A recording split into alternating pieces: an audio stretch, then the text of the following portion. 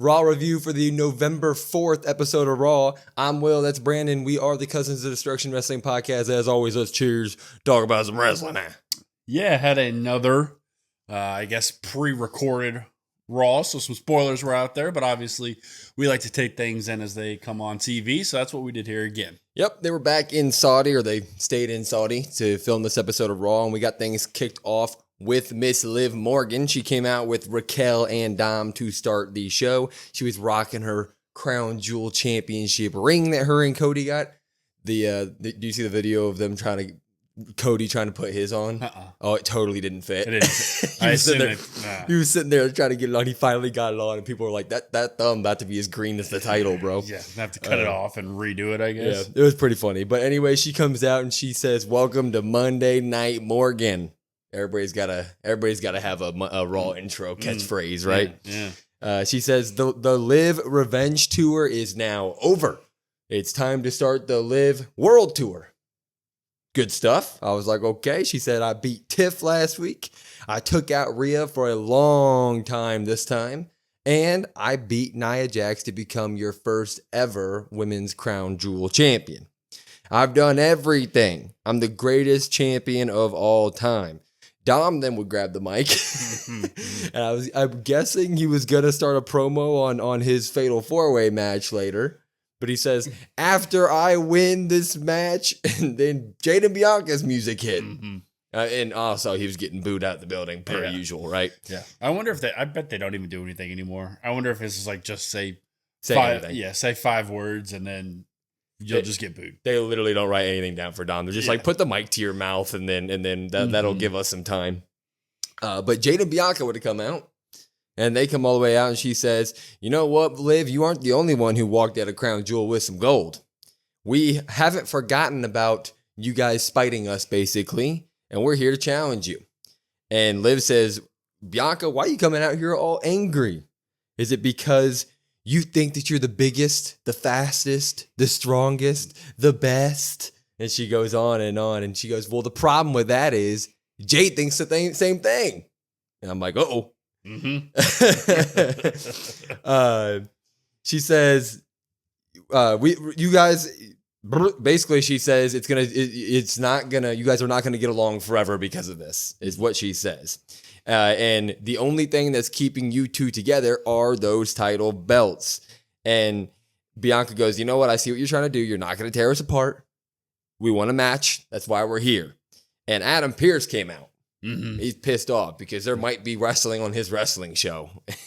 Yeah, he got to the ring quick. He's just like, no, we're not doing this. Like, oh, okay. Hey, he didn't have a cone around his neck or anything. I was hoping he'd sell the RKO a little bit more. But anyway, he goes, please stop going at each other. We are not starting Raw like this. And Liv takes the mic and is like, yeah, get out of my ring. And while you're at it, Jade, watch your back because Bianca is eventually going to stab you in the back with a knife. And when she said that, Bianca turned around and got real close to Liv, and Liv's like, what? What are you going to do? What you do? You ain't going to do nothing. And Bianca smacks the hell out of her. Mm-hmm. I mean, just whack. It was all over the internet. She gave her a good old whopping. Uh-huh. And when she smacks Liv, of course, all hell's kind of breaking loose. Raquel's holding back Liv, and Liv's squirming around trying to get to her. And Jade is kind of holding back Bianca, but it's more just like a, hey, they're just kind of standing there. Yeah, we know you can kill her type deal. But Adam Pearce grabs the mic and he goes, I don't want this to happen. And for you, Liv, what you did to Rhea was absolutely disgusting. You think that you took out your only challenger. Well, that's not how this is going to work. Tonight, we're going to have a battle royale to determine your challenger. Plus, Bianca and Jade are in that match. Plus, that match starts right now. Mm-hmm. And that was the end of this opening segment. And I thought this was absolutely great. We're popping it. Yeah, I'm going to pop this as well. I don't know, like maybe a month ago or whatever, when Raw went to 2 hours, we talked about like ways to make it more exciting. And I talked about kind of like fast-paced intros to get stuff into matches or maybe leading right into matches. This was really quick. Yeah. Like the way that you talked about it, honestly, might have been longer than what happened. It was very boom, boom, boom, boom, boom. Let's get into the match. And then we got right into the Battle Royale stuff that I thought was great. It was a great way to kind of start the show off, kind of fast paced. We talked about getting all the women on there. We'll get into that in a minute. Yeah. But as a whole, like, I was sitting there watching it. with a friend of mine, and he goes, well, who's going to come out there and talk to Liv? Because obviously something's going to happen. And then Jade and Bianca's music hit, and I was like, oh. Yeah. Well, I didn't really expect this, but then I was also like, oh. Yeah. Oh. Like, I was excited. Yeah, what this did, it's the first sort of hints at any sort of Jade and Bianca breakup, right? Liv pointed out the obvious that everybody's been thinking this entire time. It's like eventually these two who both think that they're the best in the world because look at them, eventually that's going to collide, right? Eventually one's going to think they're better than the other, and Liv making it sound like Bianca is going to be that one to put the knife into the other one's back. That's interesting and something we've obviously wanted to see for a long time. So we finally have some sort of nuggets thrown in at that. Yeah. It also, though, when Bianca came out, the crowd reaction, I was like, oh, yeah, it ain't never happening. Yeah. But it's also like, for Liv to hint at it, like you said, you finally get something on screen. And, I mean, obviously, Jade and Bianca are like, no, that's not true or whatever. But, I mean, Jade never really got on a mic and denied that. Bianca, like, neither one of them denied it. They just said, well, I see what you're trying to do here. But they never said that's not true. No matter if they decide to pull it quickly or if this is just something because Liv really doesn't have anybody up next and they had to start something here, God, please make it Bianca be the one to turn, and please do it. Like, we've been on our podcast for a long time saying this, but like, she's the John Cena of the women's division, in our opinion.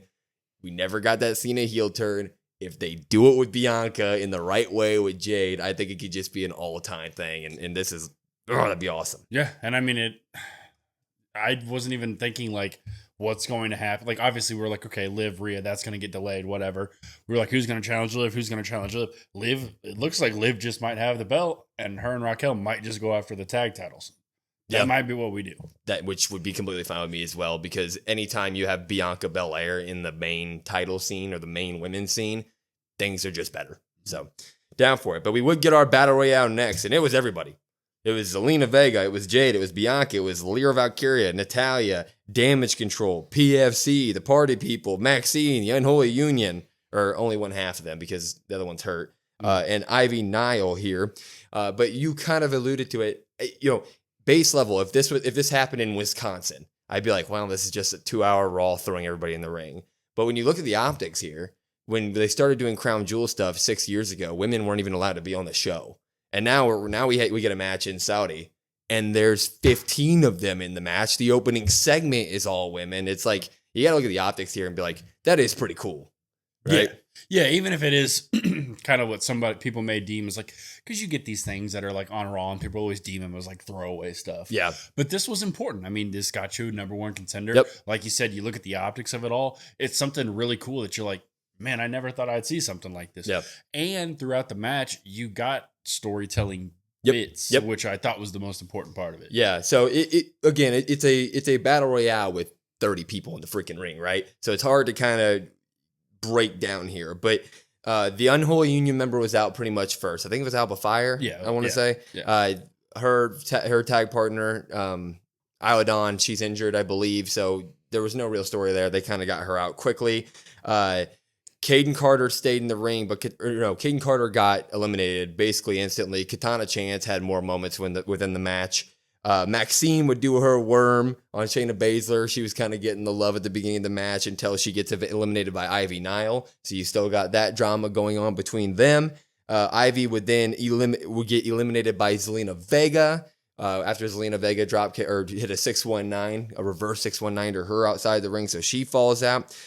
During the commercial break, we come back and we saw that Katana Chance pulled off her like Royal Rumble moment in the Battle Royale, so she got eliminated into a handstand and walked her way back up to the ring, got in the ring, but then got drop kicked right off by PFC. Anyway, we move on. Yeah. PFC does have like a 30-second spree here of looking sort of strong. They eliminate Natalya. They eliminate Kairi Sane. And the Natalya and all that stuff is kind of carrying over the PFC rivalry that's happened kind of within the last I'll tell you month. That's feud of the year. Natalya versus PFC. Oh, Lord, book it at Mania. Main event. Main event. I'll have that main event. Have Cody go on first.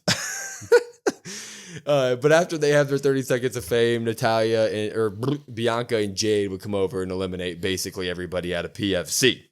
We would get just Jade, Bianca, Lyra Valkyria, and Io Sky left in the ring, which is the 4 correct answers here. I saw that and I was like, thank the stars. Here we go. Mm-hmm. There's no Natalya thrown in there or anything like that. Or you just have 3 members of PFC. Io and Lyra would easily look at each other and be like, okay, well, they're a tag team. We should probably tag up on them, right? And so that's what happened. They start beating the hell out of each other. But Jade and Bianca are Jade and Bianca. They hit their finishing moves at the same time. They look real good per usual. But there does come a moment where after they hit the moves, they look at each other across the ring and they realize, well, this has higher stakes than us two, right? This is for a chance at the big one. And we're in a battle royale and we can't win this together. So they give each other this look of like, okay, time to go. But it of course doesn't happen. We get Io and Lyra jumping in there before we can get Jade and Bianca to lay fisticuffs. But Jade or Bianca would be having Io Sky she would have Io on the apron trying to eliminate her, and Raquel Rodriguez would walk over and grab that big old braid of Bianca's and start just yanking. And she was yanking it. Yeah. She was on the outside of the ring, just like yanking. It's like tug of war yanking her hair. Yeah.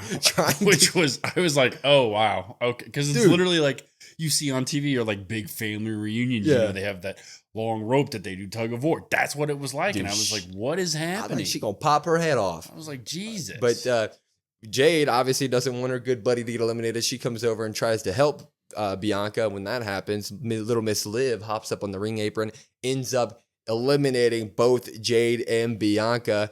They give them a look. Obviously, they're mad. They chase them off. Mm-hmm. Raquel and Liv run. I don't like that part because why the hell is Raquel running? That's another side note. But I don't think it's that big of a deal. That part, I don't think it's. That's her whole freaking purpose of being there. But whatever. No, it's fine. Lyra and Io would be the last ones left. They'd spill out to the apron, where Lyra would pick up Io Sky on her shoulders like she was about to give her a freaking attitude adjustment. But Io does reverse it into a German suplex on the apron. Lyra falls off. Io Sky wins the Women's Battle Royale. She will take on Liv Morgan for that World Championship. This was actually a very fun Battle Royale. At the beginning, I thought it was going to be a mess. But it was pretty good through line all the way through. Like you said, a lot of stories moved here. I'm popping it. Yeah, I'm going to pop this. When they announced Battle Royals at the very beginning of the night, like we're doing it right now, you're always like, oh, God, here we go. So definitely I understand the sentiment or like low expectations. But this delivered exactly how it should have. We got the Bianca Jade tease off there. And then you have Lyra and Io being the other two, which, like you said, those are the right 4. I guess if I could have seen who all was in there when it first started and been like, who are the 4 that I'd pick, those would probably be them. As for the Raquel and Liv stuff, like, I understand what you mean about them running, but at the same time, like, they did what they needed to do. So they're just like, okay, our job's done. Let's just go. That's kind of my thought, at least. As for Lyra, it's nice to see her get some shine again, at least show from WWE that they seem to care or have interest. There for a while, there was nothing. So it's nice to at least see that. And I think Io's the right winner here. You can put Io in with anybody. She's going to have 5-star matches. And, I mean, I wouldn't be upset if she took the belt off of her now. Will she? No. I think Liv's going to continue to hold that belt until Rhea. But if you wanted to do a quick swap or something like we always talk about, I wouldn't be upset at that. I have no issue with Io winning here, but I would have much rather seen Lyra win it. Io's been wrapped up in the tag team title scene for a while, so we've seen her in title matches of some sort, while Lyra has been completely off screen and I feel like has gotten no love since her original push. And I think that her last big push and her last big match was in Saudi, right? At King and Queen of the Ring. Mm-hmm. And it would have been cool for her to, like, she lost to Nia there, and it would have been cool for her to win here and kind of, like, you know, make up for that loss previously. So I'm not mad at Io. It's going to be a phenomenal match between her and Liv. It's going to be great. I just personally would have liked to see Lyra because Lyra is great, and that mid-card Raw, it just feels like, okay, well, what's next for Lyra? Is she going to get lost in the shuffle now? Like, is she back to the whatever card? Yeah, but I mean, at the same time, like, you could say that, but she's not going to win the belt. So it's also like, people might say, oh, well, she challenges for the belt, she loses, and it's the same thing eventually. You know what I mean? So maybe they see it as like, okay, well, you got number 2. Maybe you're just not ready yet, but don't. Like, it's a sign to me, at least from the fans of like, hey, don't forget about her. Like, we still have really big plans for her. At least it's how I'm going to take it or hope to take it. I agree. Anyway, we'll move on. New Day's backstage, and they have a match with the War Raiders because last week they feel like in the number 1 contender match, they got screwed out of it because Gable got involved. And Xavier says that. He says we should have won the match. We should have won the match last week. Gable had to get involved. Kofi said, yeah, they shouldn't have won, but I don't think that was really the full story. And Xavier goes, yeah, you dropped the ball, and I had to pick up the ball, and now we have another match. And Kofi's like, hell, you mean I dropped the ball? Like you're the one, and you're the one that got involved, and they start arguing, but the screen goes black. And crazy stuff starts popping up on screen. You see a guy in a chair with a mask, and he's all tied up, and you hear Bo Dallas talking.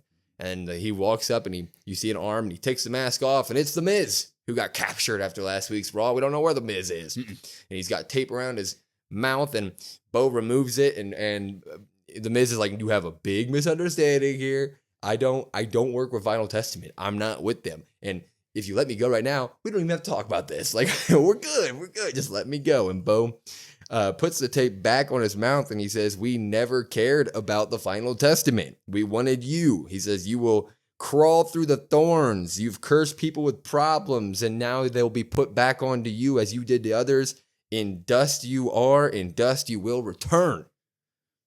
That's something. I mean, I don't know. Wyatt 6 are going after The Miz, not the Final Testament. Is it for something that he did in the past? I'm not 100% sure here, but between this whole little segment of New Day and Wyatt 6, this is good, quick. So I like it. Yeah, I'm gonna pop it.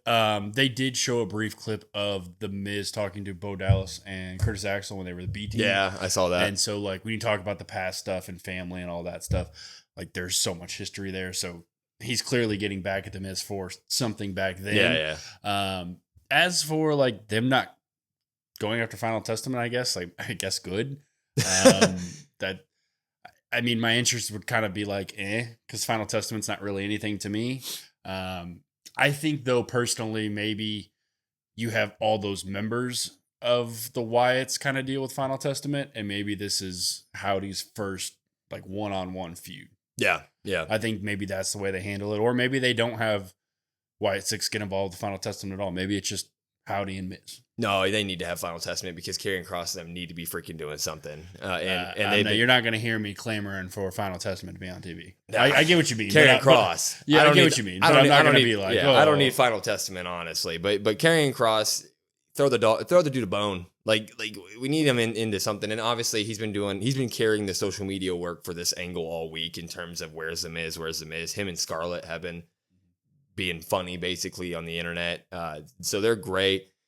If you get them some screen time, maybe that can bleed through and we can start seeing some good signs of Karrion Kross being a decent on-screen guy. But this was another week of absolutely nothing from him after having such a good social media week in terms of fan interest in this storyline. So I don't get why they wouldn't capitalize there. But yeah, I'm 100% fine if that's how it works. So if Wyatt 6 members attack Final Testament and all them, and then Bo and Miz have to settle out whatever they do. Yeah. That's a good way to look at it. Yeah, I think that's probably what they end up doing, which is fine. I think that's what you get to, because especially like you talk about Kross being as good as Kross is. Kross can at least handle the mic side of things for Final Testament.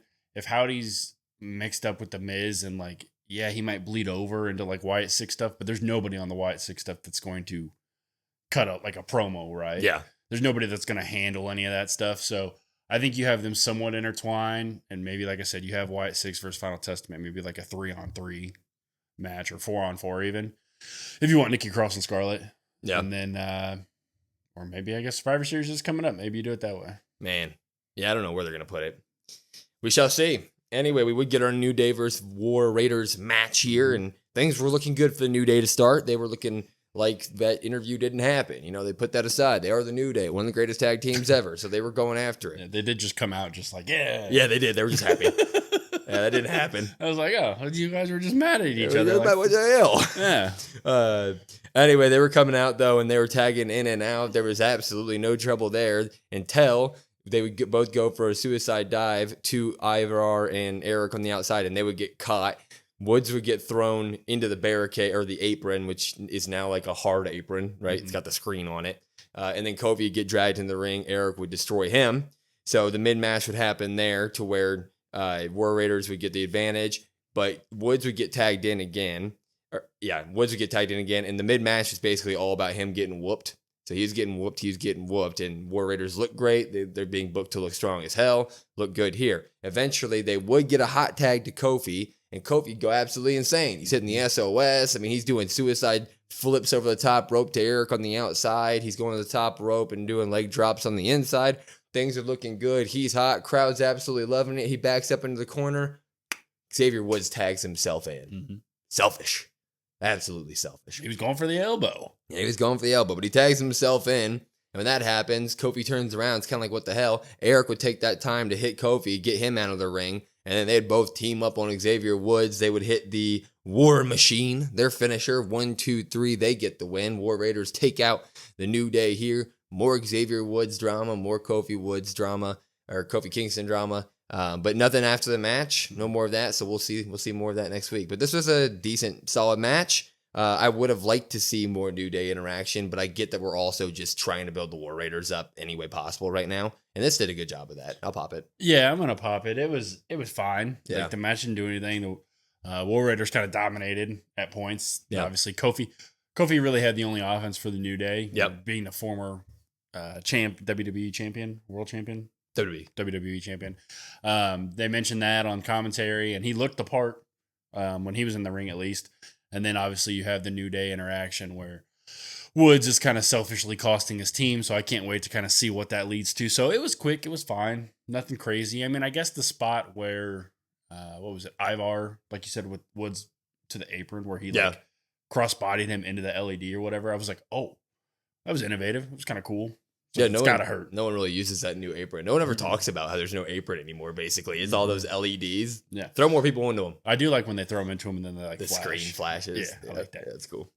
Anyway, we'd move on, and Mr. Sami Zayn would make his way to the ring. And, of course, he played that Saudi crowd like only he can because he is basically one of them. He's, I believe he's Syrian, yeah. Yeah, he's they love him there. Mm-hmm. Anyway, he takes the mic, and he goes, I came out here to address what happened with Roman and the Bloodline at Crown Jewel. And the second he said that, Jey Uso's music hits, but he ain't yeeting.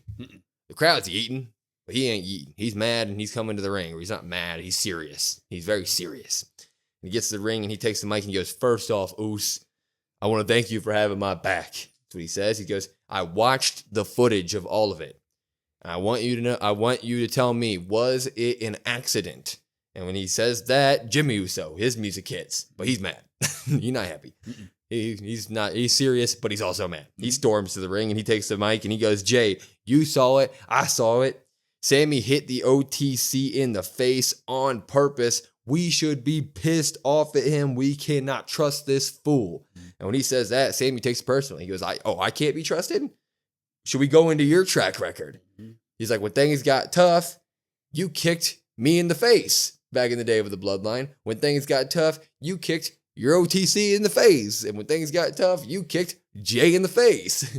So why am I the one that can't be trusted? And I was like, that's a solid point there, Mr. Sami Zayn. When he made that point, before we go on, I thought to myself, like, I'm going to have to go back and watch just everything. Yeah. Because, like, there are different points that they bring up and everything. And then I'm like, oh, yeah, that did happen. Yeah. Oh, yeah, it's been going on for so long that it's hard to, like, and chronologically put it in order. Yeah, WWE needs to do, like, a hour-long network thing where they break down the Bloodline story so that people can catch up on the last 4 years of entertainment.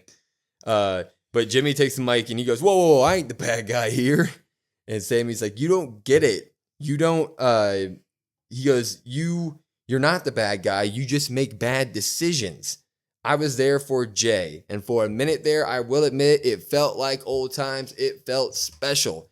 But it lasted 1 minute before it fell apart like it always does with us. I'm not doing this again. He goes, Jay, I love you, but I'm sorry. I'm not doing this again. I'm out. And he leaves the ring. And Jay says, before Sammy gets all the way up the ramp, he says, Sammy, all I'm asking you is to come to SmackDown so we can talk this out like family does. And when he says that, Jimmy goes, family, he ain't family. And Jay goes, whoa, wait. I made a mistake last week. I was wrong when I said that. Just because he's not blood doesn't mean he ain't family. What I see in this ring right now is Jimmy Uso, Jay Uso, and then he turns to Sammy, and the crowd's already screaming, Sammy Uso, Sammy Uso, Sammy Uso. And he goes, and I see Sammy Uso. And the crowd goes wild. Mm-hmm. And so you have Sammy grinning on the ramp, but his grin turns to a frown, and he kind of walks up the ramp, and Jay just goes, hope to see you on Friday, brother. So this was absolutely phenomenal. Mm-hmm. I mean, you have to pop it. This is great. Yeah, everybody played their part. Yeah. I mean, fantastic. Yeah. Everybody brought up good points. Everybody said kind of what I feel like they needed to say. You talk about the crowd engagement there at the end. The crowd throughout this whole thing, they were chanting Usi and just different things throughout the whole segment. So the crowd is clearly, I mean, just ready for this, ready for the acceptance, the love. And at that point, I realized to myself, like, man, it would be really cool if Sammy did turn, wouldn't it? Oh my God! If Sammy ends up I don't turning, think he will. But when you had brought that up originally, when we talked about it all, and then that was all that ran through my mind at this point. I was like, oh my God, this would be amazing. It would be so good.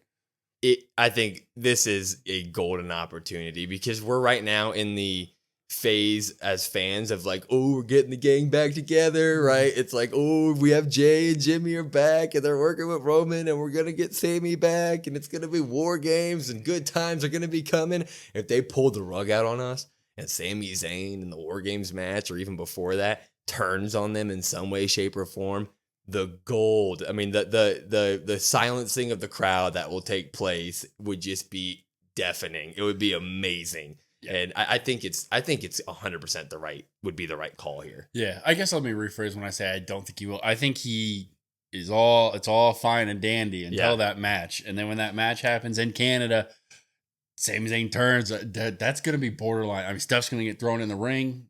Oh my God. It's going to be great. Dude, it's going to be great. Hopefully they do it. I don't know what they're going to really do on Friday.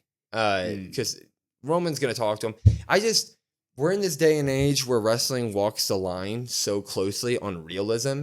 And so logically, these guys like watch the replays. Like Jay even said it. He's like, I watched the footage, bro. Yeah. It's like you can point it out. If you put it on the screen, you're just like, look, we both attacked the bad guy at the same time and he ducked and I hit you on accident. Yep. And that should be that. There shouldn't be more conversation to it. So, I mean, I'm interested to see what Roman has to say and be angry there. And of course, they did the shot. They recreated the Cody at Mania 39 shot with when Cody was in the ring and Roman was on the stage. They did it with Roman and Sammy. So there's something there as well. But yeah, I mean, no matter what happens over the next few weeks, give us a Sami Zayn heel turn because it'd be best for business, man. It'd be best for business. It would just be so cool. Yeah. We would move on, though. Seth Rollins is getting interviewed, and they're talking about his match for the night because he's part of the Fatal 4-Way. And he goes, tonight is all about my resume. But first, I want to give Bronson Reed his flowers, basically. He says he is as advertised. It took everything. He kept getting up. I respect him, and I'm guessing our paths will cross again. Wink. But now I have gold on my mind. I know who I am now. I am the visionary. I am the revolutionary. I am Seth freaking Rollins. So that was that. Mm-hmm. But we would get a random awesome match. Dragon Lee and Chad Gable. Yeah, random is an understatement. Dude, I saw this on the card and I was like, they're gonna tear the house down. This is gonna be amazing. Yeah, I didn't look at the card. So like I just saw Dragon Lee's intro and I was like, oh, we get Dragon Lee, that's cool. And then I saw the American Man and I was like, oh. And we get Chad Gable. And Chad Gable came out in Kurt Angle gear. Mm-hmm. I mean, the star, it was literally like he stole 2006 Kurt Angle's, whatever you call it. What is it called? Singlet. Mm-hmm. It was great. With Lady Liberty as Corey Graves. When Corey Graves started calling Ivy Nile Lady Liberty, I was like, that's good. That's awesome. Ivy Nile is now Lady Liberty in my mind. So that's really good. But obviously, these two can absolutely go. They're two of the best in-ring guys that Raw's got. But it starts with like traditional wrestling because they obviously wanted to tell a story that Chad Gable is going to be more the traditional wrestler while Dragon Lee is going to be more the high flyer acrobatics. So they start the match with Chad Gable dominating and doing like traditional wrestling. He's just trying to, cover him, headlocks, all that nonsense.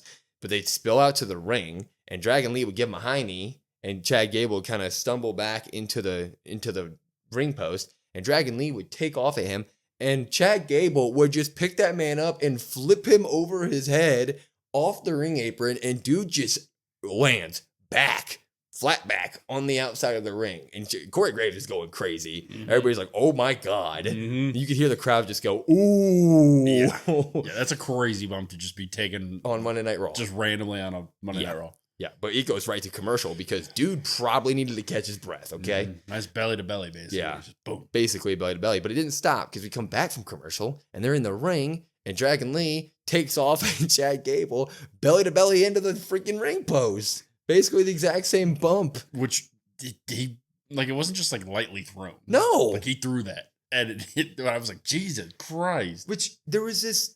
They were booking Chad to be dominant this match, like he was strong, and like he wasn't just being the heel like we kind of saw after Alpha Academy. Like now he's like a heel, but he's strong, like Kurt Angle. Like they're really playing into it. Yeah, I mean he basically just Kurt Angle 2.0. Yeah, and American Made is basically Team Angle 2.0. Yeah, it's the same thing. And don't get me wrong, I'm here. I'm here for it. Yeah. Dragon Lee would have a comeback here, of course, because he's great. He'd do drop kicks into the corner. He would do springboard drop kicks into the corner. He would do all the type of kicks, all the good stuff here. But there was one point where Dragon Lee would do a big old German suplex, like a hard German suplex, and Kurt Angle 2.0 would bounce up. Chad no-sells it. Does the straps just like Kurt Angle used to. He starts flexing. He hits Dragon Lee with 3 German suplexes back to back to back. This man's Kurt Angle. But after the third one, Dragon Lee would get a reversal, do a sit-down powerbomb, 1, 2, ooh. But we would get some more action between the two. Gable would end up pinning Dragon Lee next to the rope. Zelina Vega gets up and pulls the leg. And I was like, you're the face. You're the face. She's just helping. She's just helping. Just saying. So the heel's doing heel stuff, and the face wants to make sure the heel doesn't do heel stuff. He wasn't even doing heel stuff. He was just wrestling at this point. He had his foot on the ropes. I mean, a little bit. Anyway. Just on the bottom rope. Yeah, though. I know. Yeah. So I guess so she could reach him. Yeah. I guess she probably couldn't reach him. She's jumping up there. She's Tongalo with it. Anyway, but when Zelina Vega does this, of course, Lady Liberty, Ivy Nile, has to come over and get involved there, and they start fighting, and Ivy Nile's destroying her. Rey Mysterio comes out. Yeah, she puts her in that dragon sleeper and just holds it. Just destroys her. Just no. And Rey Mysterio comes out because that's part of his LWO squad, and he comes out to check up on Zelina. Ivy Nile then goes to the opposite side of the ring, starts distracting the ref in order for Chad Gable to do heelish stuff. But instead of doing heelish stuff to the guy he's fighting, he goes over and tries to rip off Rey Mysterio's mask. Yep. I was like, that's disrespectful. That's mean. But he deserves it because he's a deadbeat dad. But while he's doing that, Dragon Lee would come over. He'd break that up. He would do the Operation Dragon to Chad Gable. 1, 2, 3. Dragon Lee wins. These guys are great. I loved every story beat for both sides of it. We're popping it. Yeah, not much more else to say. Kind of great match. Yeah. Great wrestling. Great storytelling. Right guy gets the win here. Yeah. Gable looks strong. Even the Lady Liberty, Zelina Vega stuff was good. You have Rey interfering, I guess, technically, with the kick onto Gable to, like I said, combat the heel, which leads into Dragon Lee's finish. Everything here was good. Pretty, I wouldn't say lengthy match, but it was maybe, 10, 12 minutes, something like that. Gave it what it needed. But yeah, it was like perfect. Wasn't too long, wasn't too short, which that's always my main thing is make sure it's not too short. It was all just great all around. I know we talked about it already multiple times through the match, but I do want to, it's official though. Chad Gable is the new Kurt Angle. And it's freaking awesome. I mean, dude's removing his strap during match, going, he's basically hulking up, suplexes. That is going to be, that is the way that I feel like everybody has wanted the Chad Gable character to go.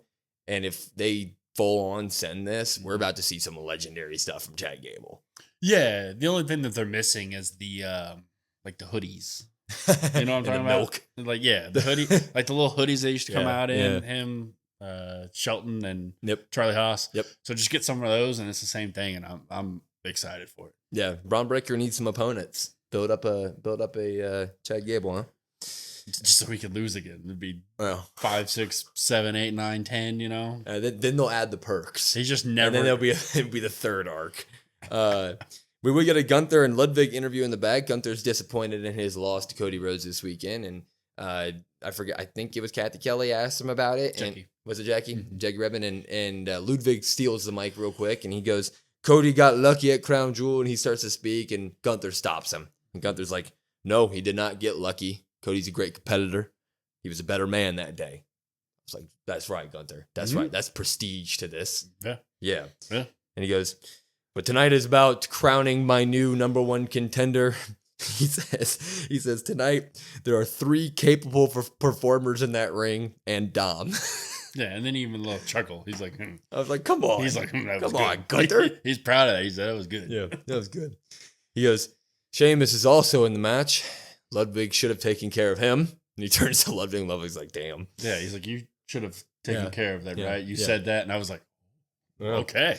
And he goes, but after last Saturday, I need to be better. We need to be better. Walks away. Walks away. I was like, this is a good interview, except for that Dom dig. He didn't deserve that. Yeah. I mean, short, sweet. I thought it was really good. I think you can kind of like, it's nice to see that side of Gunther where he is giving props to Cody. He is like, oh, he was the better man. I just got bested. I do also like the, Ludwig, yeah, you were supposed to handle that, but you didn't. So now, like, I'm going to eventually have to handle that, right? And Ludwig kind of seems disappointed, obviously. I like the little bit of, like, the dig at Ludwig there. I like that, too. Slow and steadily, we're getting that Ludwig versus Gunther build up here. I'm really wondering if that might be the feud after Gunther versus the guy who wins as Priest. Boo. What? Priest. I didn't like that. Yeah. We'll get to it. Yeah, we'll get to it. We'll get to it right now, actually. God. Fatal 4-Way, number one contender, main event match here. We do have Dirty Dom Mysterio versus Seth Rollins versus Damian Priest versus Sheamus. And Dom Mysterio was a smart man here. There's a lot of guys in that ring. They're big. I don't want to be in the ring when the match starts. So Dom just gets out of the ring. And Damian Priest is like, well, I hate that guy. So he chases him. He chases him around the ring. And then Seth Rollins meets him to where he's cornered, and he pops up on the apron, and that leaves Mr. Sheamus in there. And Sheamus loves putting guys on the apron because he gets to do the 10 beats. So he grabs Dom, and Priest and Rollins are just like, yeah, do your thing. Yeah, Priest goes like this, and then Rollins gets in the ring, and Rollins is like counting as he like steps in the ring. And Sheamus doesn't just do 10 on little Dirty Dom. He does like 15 of them. Yeah. And he would have kept doing it until Seth Rollins eventually tries a roll-up pin on him because this is a big match, and he wants to get a win here. But that means Dom rolls to the outside for a while the big boys fight, basically. But Seth Rollins would kind of clear everybody out. He'd throw Damian Priest and Sheamus onto one side. He wouldn't forget about Dom. He'd go run over, suicide dive to Dom to keep him down, get back in the ring, suicide dive to the other two on the outside of the ring. And I was like, Rollins is hot here. Eventually, we come back from commercial break, and Dominic Mysterio and Damian Priest are alone in the ring, and Dom's beating the hell out of him. And I was like, This is what I paid for. I mean, it's free television, but this is what I paid for. It's what I paid for, but I will complain because why not? They're like, yeah, you know what? Dom got all the offense into the commercial break. Yeah. I want to see it. I did point it out, or I did write it down because this is what Corey Graves said he did. But he threw Rollins against the barricade, and then he threw Sheamus against the steel steps. I was like, this is what I want to see on TV. This is what I want to see. Well, and they showed like I think it was a little clip of the Rollins one. Oh, did they? But like, I want to see it. Yeah. Let me see it. And he's like, yeah, you should be named Dominate Mysterio. And I'm like, let me see it. Yeah, it should be Dominate Mysterio. He's the man. But they gave him time here. He was beating out of Damian Priest for the middle of this match. And I was like, you think for sure when the guy has the advantage coming out of commercial break, that means the other guy's about to have a moment. 10, 15 seconds. Yeah. But no, they gave him a couple minutes here until he starts beating him up and he starts talking that smack. While he's like, I already beat you. And he smacks him again. And I'm like, yeah, you did. I'm just saying, I guess technically, you think about it logically, why is Priest in this match? Why is Priest in this match? Dom beat him, so why is he in it? Like, well, it doesn't make any sense. It could have been solved with Adam Pearce with one line, like, okay, yes, you beat him, but Priest is in this match because we saw what happened. Judgment Day screwed him, and then that works. But like, and that is the logic, like you said. But yeah, but there's no. You didn't. I shouldn't, as a fan, have to infer while he's in the match. Like, tell me, right? But anyway, Priest starts to Hulk up. He gets his clotheslines, his face busters, his kicks, his corner elbows, all that good stuff. But then Sheamus would come back in the ring to get his 15 minutes of fame. He'd come out, he'd take out Priest. He'd go to the top rope, but Rollins would now get involved. He'd do a springboard drop kick to him. But another commercial break would happen. We get back. Sheamus is hitting the white noise on Damian Priest. I'm like, what the hell is happening? Mm-hmm. Power slams Dom, and then Sheamus loads up a bro kick in the corner, but Seth runs in and stops that from happening. Mm-hmm. And then he pedigrees Dom. Mm-hmm. Jesus. Yeah. And so I guess the pedigree is now a signature move. He didn't pin Dom. He got up to go to the corner. Yeah, he kind of, for some reason, he's always kind of used it as like a secondary finisher. You know what I mean? I love the pedigree, but like we use it as a finisher. It's nice that somebody's still using the pedigree, but it's also like pin him. That's the pedigree. Yeah, pin him. It's one of the greatest moves of all time. But he goes to the corner to load up his stomp, right? When Bronson Reed is here. We ain't done. He ain't done with that, man. Kidding me? It was a good camera cut too. Yeah, it was. Rollins is like, oh my god. Yeah. He's here. He takes out Sheamus on the outside, and then he takes out Priest for a second, and Rollins attacks on the outside of the ring. He slams Rollins down. He clears the announce table, but then you just attacked Sheamus and Priest, so they're not just going to let you get away with that. So they try to attack him, and this man clears house. Mm-hmm. He throws Sheamus and Priest into the ring. He hits a Death Valley driver on Priest. Hits a Death Valley driver on Sheamus, gets up to the rope, tsunami to Priest, tsunami to Sheamus, goes to the outside of the ring, throws Rollins onto the table, tsunami through the announce table, and he takes off. Meanwhile, smart, capable Dominic Mysterio is keeping his head down, watching all this because he doesn't want Mr. Bronson Reed to be pissed off about it. And these guys just took Death Valley drivers, and these guys just took tsunamis, which are devastating. And Dom hops up on the top rope. He frog splashes Sheamus. He goes for the pin. 1, 2. Priest is able to reach over and break the pin. But they get up. He kicks Priest into the rope, and he 619s him.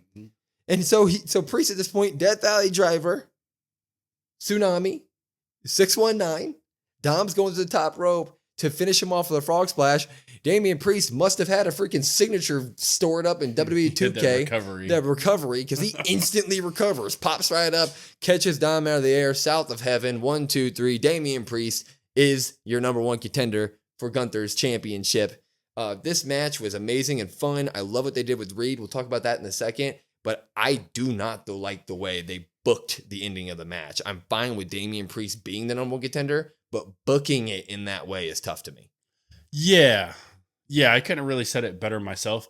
The one complaint I do have is from Dom's point of view, I guess. Like, he took too much time. I feel like, those moves happen and they're laying down in the ring. And I understand he's waiting for Bronson Reed to go, but he's also just like, Bronson Reed goes and then he's still just waiting. Yeah. And I'm like, Dom, can you go? Can do something, Dom?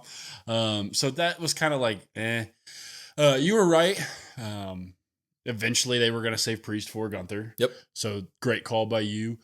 I'm going to say that I don't like it though. I am to the point now where I am fatigued out on Priest, and I guess we're just done with the Balor stuff, or maybe Balor ends up costing him. Yeah. Which to me, it's like, we know Gunther's going to hold the belt anyway, and it's the same point you kind of made with Lyra. How like, well, you could have just given her a shot just to have a shot. Well, to me, it's like the same way with Dom. Yep. Like, Priest or Dom isn't going to take the belt off Gunther, so you could have just had Dom with the win, and you could have him in a title match to at least say like, hey, I'm in a title match. And Gunther had that dig earlier in the night in his interview. He could have been like, well, you said I wasn't a capable competitor, but here I am. Well, and on that note, people have been laughing at Dom for the past 3 weeks at the idea of him facing Gunther.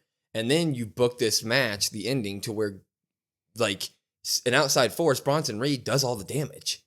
So this would have been another moment to where Dom didn't deserve to win the match, but he wins it in the right way, in the heelish way. And you just have him frog splash Priest there after the tsunami and Death Valley driver, and you win it that way. And then of course we're gonna get the Finn Balor stuff with Dom, like you said. Like, he's not gonna beat Gunther, and the interest on Dom right now is just so through the roof. I feel like that was the obvious booking decision at this point. So I'm not as fatigued on Damian as most, but just story wise right now, Dom seems to be the logical pick for Gunther's next opponent. So I was just kind of baffled by the decision here. Yeah, I mean, you look at it going into the match, you have Rollins, who has Reed. You have Sheamus, who has presumably Ludwig, right? I mean, they kind of haven't really finished that, but Sheamus always I mean, Sheamus is out there every Monday fighting somebody, so Yeah. you can pencil him in for whatever. You have Priest and Balor, I would assume, but we also really haven't seen Balor on TV much. He just is gone or whatever, I guess. So it's like, and we assume he's going to drop those tag titles. He kind of needs something to do. I just much more would have rather, even if it is Gunther kind of just dominating Dom in the title match, I would have rather seen that happen than have Priest lose to Gunther based off of maybe like a Finn Balor run in or something. Yeah. Because I'm just kind of over that, I guess. I'd be more, if we are going to do the run in, which is 100% going to happen with Damian, and it would have 100% happened with Dom. It's just more interesting with Dom right now. We've seen it with Damian before. And it's been months since Damian's really, in my opinion, been the hot guy to like in terms of people wanting to see him in that moment. I just feel like as much as people boo him, everybody wanted to see what Dom would have done against Gunther. Like the build up would have been funny as hell. Even Michael Cole during the match admitted that might be fun. Like he said that. Yeah. So it's like, yeah, it might have been fun and we might get it after. But it just feels like the way that the end of the match happened with the Bronson Reed stuff, it was the most logical situation you could have put it in. Like that was your go. So it's hard to then, whenever we get past Damian and Gunther, to find a way to rewrite a situation as good as this one to put Dom back in that spot, right? That's what I'm saying. Yeah, it just seems like the timing was right and Yeah. everything kind of aligned. And, like you said, you're not as fatigued as maybe I am and maybe most people are on Damian, but it's like you said, Bronson Reed does all the damage, and it's like you just can't keep Damian Priest down, which it's like I'm just sick of that. Yeah, I agree. I get it. It is what it is, I guess. We're going to have to wait a little bit longer for titles and tendies. It's just A little bit longer. Like I said, I wasn't asking for Dom to win the title. No. But just have the match, have the build-up, have the back and forth, and obviously somebody might be like, well, that's heel versus heel. You can't do that. But it's different. Like Dom's kind of that comedy heel, you know? And Gunther's different too. He's kind of being like his interview tonight was kind of base-ish. I mean, he gave Cody the flowers, you know, but then he kind of was heelish in terms of how he talked to Ludwig, but he's not like as heel as possible. He's just mean guy heel. He's not come out and just be heel.